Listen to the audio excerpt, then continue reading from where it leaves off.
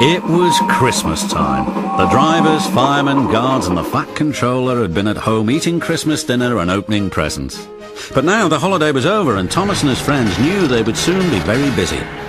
All over the island of Sodor, aunts and uncles, cousins and nieces, nephews and grandparents were preparing to say goodbye to their families and return to their own homes.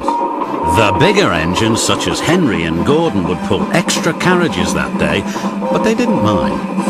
It was good to have steam in their boilers again and to move into the crisp, cold air.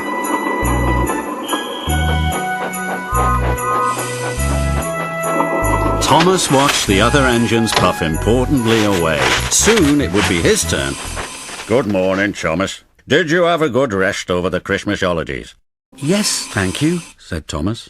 I'm glad, said the Fat Controller, because I have important work for you. With all the bad weather we have been having, said the Fat Controller, a lot of Christmas mail has been delayed and will be arriving from the mainland this evening. Percy will be waiting at the depot, but he won't be able to pull the mail train on his own. I think he could do with some help. This afternoon I would like you to go to the mail depot. The postman will be waiting for you and will load sacks of letters and parcels into Annie and Clarabel. His driver and fireman reported for duty, and by early evening they arrived at the depot.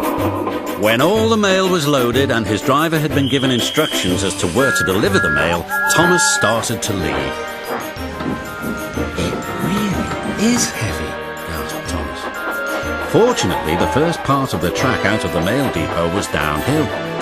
Thomas and the mail train made good time, but even so, dawn was breaking when they arrived back at the engine shed. The Fat Controller was waiting for them. Well done, everybody, he said. Make sure you get a good sleep now. You've all worked splendidly and helped us out of a difficult situation. I'll tell the others not to disturb you until you've had some sleep. That's all right, said Thomas. We enjoyed ourselves, didn't we? His driver said, "Good night," or "Is it good morning, Thomas?" Thomas looked out of the shed window. He thought to himself, I must ask the driver to fit the snowplough when he comes back, and then fell fast asleep.